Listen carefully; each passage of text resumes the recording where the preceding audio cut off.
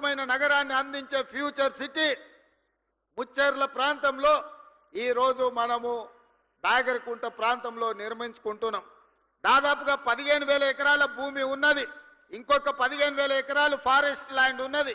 అదనంగా ఇంకొక 15,000 ఎకరాలు భూమి రైతులు సహకరించి అందిస్తే 40 నుంచి 50,000 ఎకరాలతోటి ఒక అద్భుతమైన నగరాన్ని నిర్మించుకొని ఈ దేశంలోనే కాదు ప్రపంచంలో ఉండే న్యూయార్కో లేకపోతే మన టోక్యో లాంటి నగరాలను, సింగపూర్ లాంటి నగరాలను పోటీ పడే విధంగా ఈరోజు మనము నగరాన్ని నిర్మించుకుందాం అనుకుంటున్నాం.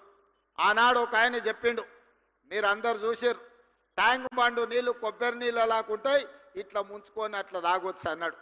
నేను ఈడు ఉన్న మిత్రులు అడుగుతున్న, జర్ర అట్లా రోడ్డు దాటితే ట్యాంక్ బండే.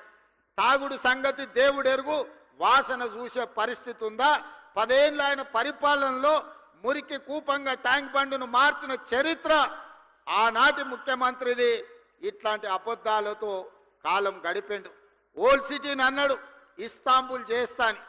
ఇస్తాంబుల్ కాదు కదా, ఆడున్న ట్రాఫిక్ జాములు కానీ చార్మినార్ చుట్టూతో తిరగలేని పరిస్థితి ఈ 10 సంవత్సరాలలో వచ్చింది.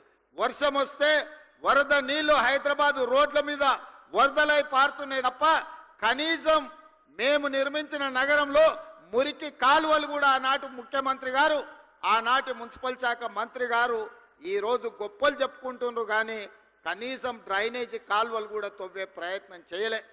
ఇవాళ ట్యాంక్ బండ్ మీదనో లేకపోతే శిల్పారామం దగ్గర వారు సెల్ఫీలు దిగుతున్నారు.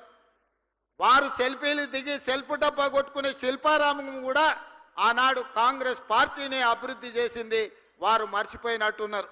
వారు అప్పుడప్పుడు ట్విట్టర్లో పెట్టి హైటెక్ సిటీ ఆనాడు మనం చేసిందే. ఈ ట్యాంక్ బండ్ ఏదో ఆయననే నిర్మించినట్టు, వాళ్ళ తాతగారు బుద్ధుడి విగ్రహం పెట్టినట్టు ఇవాళ ఆ ఫోటోలను చూపించి మేము నిర్మించినామని అబద్ధాలు చెప్పుకునే పరిస్థితి. ఏది ఏమైనా ఆనాడు 10 సంవత్సరాలు 20 లక్షల కోట్ల రూపాయలు ఖర్చు పెట్టినా ఈ నగరానికి కావాల్సిన శాశ్వతమైన అభివృద్ధిని గత 10 సంవత్సరాలు పరిపాలనలో ఉన్నవాళ్ళు చెయ్యలేదు. మరి ఈరోజు నేను మిమ్మల్ని అడుగుతున్న మిత్రులారా, టీవీలలో మనం చూస్తున్నాం, ఢిల్లీలో కాలుష్యం పెరిగిపోయింది, మనుషులు బతకలేని పరిస్థితి, ప్రజల్ని ఇళ్లలో నుంచి బయటికి రావద్దంటారు. ఢిల్లీలో పాఠశాలలకు సెలవులు ఇచ్చిండ్రు. అక్కడ ఉన్నోళ్ళు ఆరోగ్యం కాపాడుకోవాలంటే ఇతర నగరాలకి వలస బొమ్మని అక్కడ ఉన్న వాళ్ళు చెప్తున్నారు. స్పష్టంగా ఢిల్లీ నగరం ఈనాడు నివసించడానికి ఉపయోగపడే నగరంగా లేదు. ఢిల్లీ నగర వాసులు ఇతర ప్రాంతాలకు వలస బొమ్మంటున్నారు. ముంబై నగరాన్ని తీసుకుంటే వర్షం వచ్చిందంటే పీకల దాకా నీళ్ళు వచ్చి ముంబై నగరం అతలా కుతలమైపోతుంది. ముంబై నగరము నివసించలేని పరిస్థితికి వచ్చింది. మొన్న చెన్నై మీరు చూసిండ్రు, డిసెంబర్లో వర్షాలు వచ్చి చెన్నై మొత్తం మునిగిపోయింది. చెన్నై పరిస్థితి చెప్పే పరిస్థితి లేదు. బెంగళూరులో పోతే పొద్దున ఎయిర్పోర్ట్ విమానం ఎక్కాలంటే సాయంత్రం వరకు బెంగళూరు ట్రాఫిక్లోనే ఇరుక్కుపోయే పరిస్థితి ఉంది.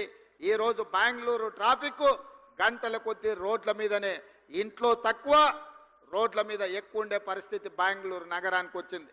కలకత్తా గురించి నేను చెప్పాల్సిన పని లేదు, మీకు అందరికీ తెలుసు. కలకత్తాలో ఉన్నంత మురికి, కలకత్తాలో ఉన్నన్ని సమస్యలు ఈ భూమి మీద